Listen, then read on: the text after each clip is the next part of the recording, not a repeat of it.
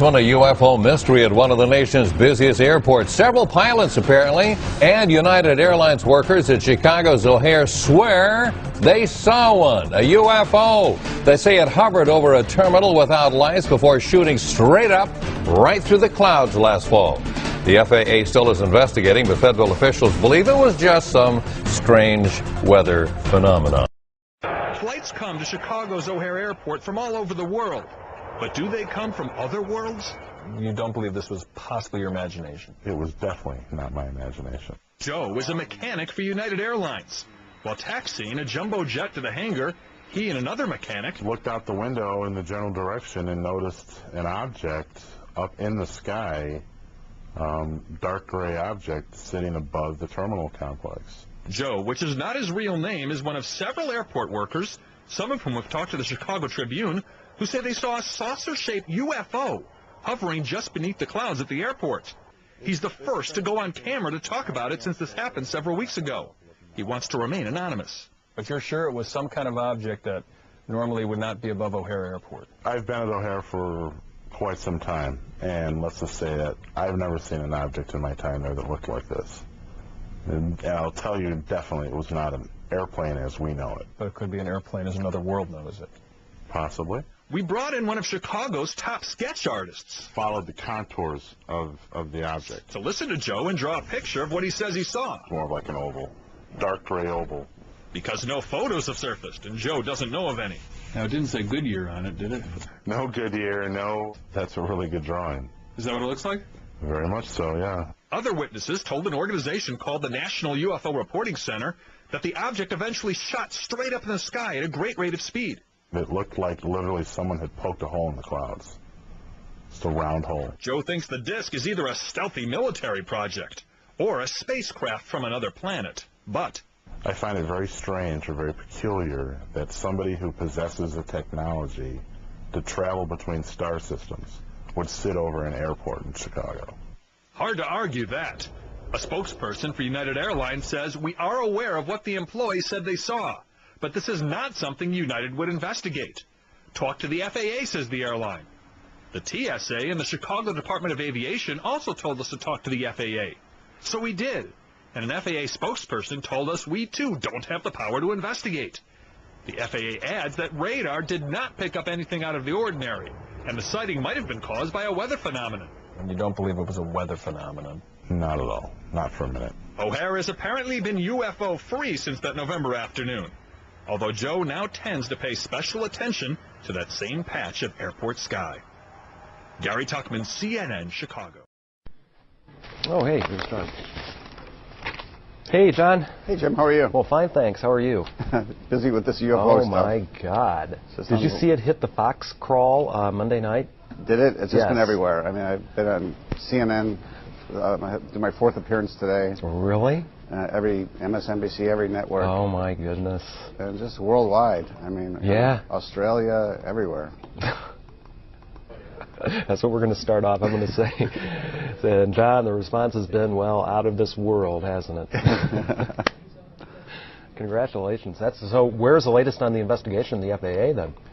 Well, Or is it by this time tomorrow going to prove yeah, a lot? United is now acknowledging that they were approached by employees. Mm-hmm. So they've done that flip-flop. And Mm-hmm. I'm trying to locate photos of this. I'm told there may be photos. Really? Wow. That would be cool.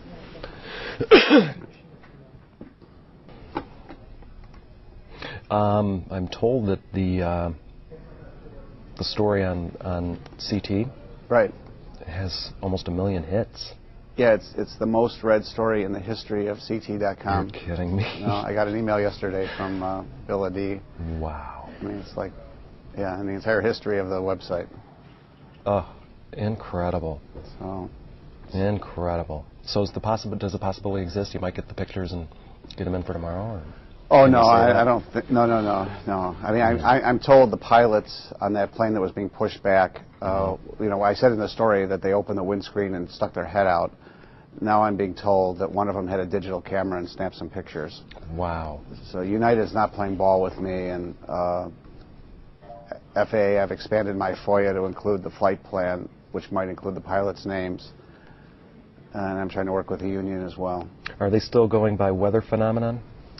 FAA, pretty much because of the federal holiday, I haven't talked to them that much. But yeah, they haven't changed their story, and I've just heard from other people, since then that that explanation just doesn't wash.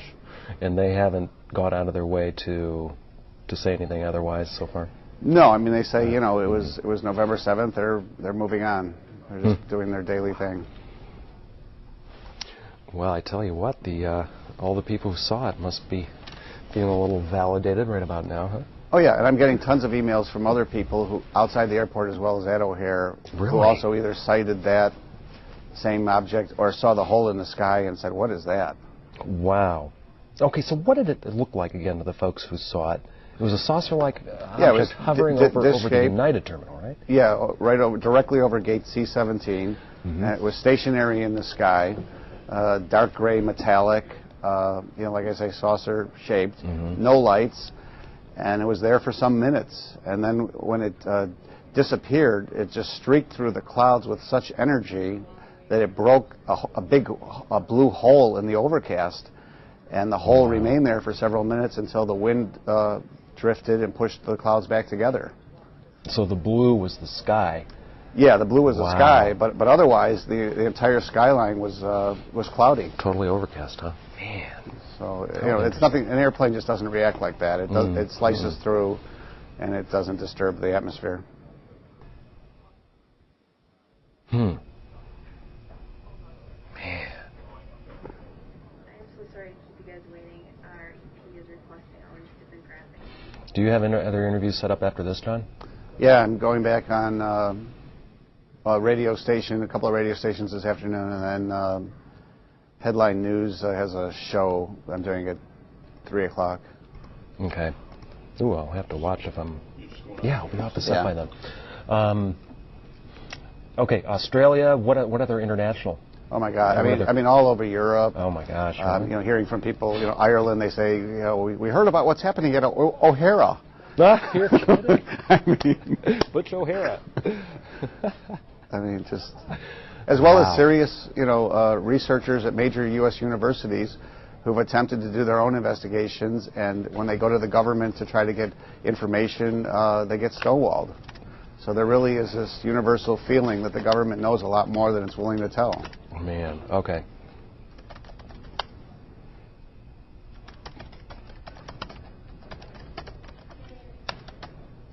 Okay.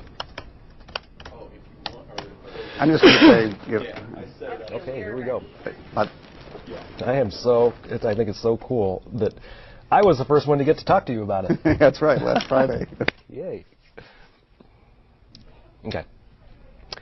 The UFO hair story the Chicago Tribune exclusively broke on New Year's Day is garnering attention around the world. Joining us now to talk about it once again is Tribune transportation writer John Hilkovich, who broke the story. And John, the response has been, well, out of this world, hasn't it? Yes, it has been astronomical, Jim. Every major country, it seems, people have written in, both those who claim they've spotted UFOs during their life, as well as serious researchers. I mean, just the last 2 days, this is my email, and these are the serious emails. The ones from kooks who said they were brought aboard alien spacecraft, I put in a circular file. So it's just a story that has legs, and people are fascinated by the thought, and I think there's some belief that there are advanced life forms that are visiting us here on a regular basis. You've been contacted now in the last few days by several countries, but that also includes serious university researchers here in the U.S. I've got to tell you, too, I got a call from my dad in California Monday night, and he's like, what is up with the O'Hare UFO story? I'm like, where did you see that? Where did you read that? Well, it was on Fox Network's Crawl. At the bottom. It's just amazing how much this is garnering. Yeah, it really is, and worldwide attention, as you say, and from people who have made observations themselves, including on November 7th, the date of this incident, additional people both at O'Hare and outside the airport who have either seen this gray disc-shaped metallic object themselves, or they saw that huge hole in the sky that the object created when it vanished. Let's go over that one more time. What did people see when it all of a sudden vanished right through the clouds over the United Terminal. And then how's the FAA been reacting the past few days, too? Any new ground on that? Okay. Well, the object was hovering in a stationary position about 1,500 feet above the United Terminal for some minutes. And then when it left, it just burst through this thick cloud layer, creating a large open space of blue sky on an otherwise overcast day. It took some minutes for that opening to close up when the clouds drifted back together. And it's just extremely unusual, according to the witnesses. I mean, airplanes just don't react like this. They slice through clouds, and they really don't disturb the atmosphere that much, except for the wingtips and such. The FAA is still, pinning this to some kind of weather phenomenon, that some lights from the airport and the overcast skies somehow got together and created this image. But weather experts, astronomy experts, others that I've talked to said that that's bunk. That explanation just doesn't wash. United, on the other hand, after first denying that they got any reports from employees about this sighting, is now saying, yes, indeed, their employees did approach them immediately because of concerns about safety. And to reiterate, John, the witnesses who originally came to you are all seasoned, professional, credible professionals, like pilots who saw this. They're pilots, they're senior managers, they're mechanics, and others. So, they are very truthful about what they're saying, and we're trying to locate photographs, if they do exist, of this incident. Well, John, we know you have plenty of other interviews to do today with other countries, so we'll let you go, and we'll keep our eyes to the sky. Thanks. Thank you, Jim. We're just checking it. What's good? Thanks. This is just incredible. Isn't it amazing what really garners people's... Yeah. For various reasons, I suppose, Yeah. How cool. Yeah, no, it's... I can't wait to see in a week where this stands, Yeah. I'm just amazed I'm still getting requests for interviews because... Yeah. Okay, we got it. You're clear. Thanks. Cool. Okay, Thanks, John. Thanks, Jim. Okay. would have landed, but... John Breckovich is here. Now, why don't we tell you, this is the UFO story that was mentioned on the Colbert Report last night. This is, what, a 4-year-old story? Yeah, the story ran January 1st, 2007, based on a alleged incident that occurred at O'Hare above gate C-17 on November 7th, 2006. Reason there was a several-month lag in us reporting it, or even deciding whether to report it at all, was that I had to track down the witnesses of this alleged incident. And what fascinated me was the fact that these were all such credible observers. These were pilots, these were ramp workers and mechanics who were jockeying planes back and forth from the hangar, who all, down to a person, reported the exact same sighting. This metallic gray spear-shaped or disc-shaped object hovering stationary in place about 1,500 feet above gate C-17. And then they all described this departure where it just left suddenly with such velocity and speed that it poked this donut-shaped hole in what was otherwise a very cloud-covered sky that day. Huh. So it's an intriguing story. Right. That you reported in the Tribune, and then its new life is what? Well, its new life is there's a new book by an author named Leslie Kean, and Miss Kean was on the Colbert Report last night. And she brought up the O'Hare sighting, in which Stephen Colbert said he had never heard of it, so he asked, how do I find that on Google? And that unleashed the floodgates. So this morning, did you watch the Colbert Report last night? I did not. So how did you find out about this? Well, two ways. One, I got an early morning call from a producer at WGN Radio asking me to come on. And I had just had my first cup of coffee. So I okay, so what's the news here? This is almost a 4-year-old story. And then shortly after that, I received, as I do almost every day, emails from UFO enthusiasts and researchers who were talking about this Colbert Report the previous night. So I quickly got up to speed.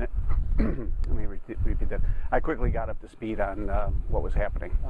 So let me ask you, in this event, what is the most credible aspect of this event? I think maybe we're getting into this. Most credible aspect of this purported UFO sighting is?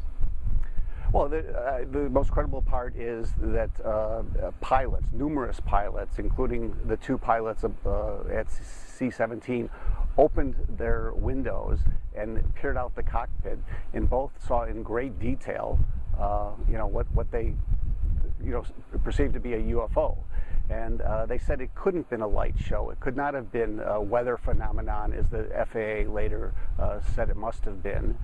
And I have documentation between United Airlines managers to their bosses saying, we've received reports of this from our employees. What do we do? Some of these employees were brought in, interviewed, even asked to draw sketches of what they saw.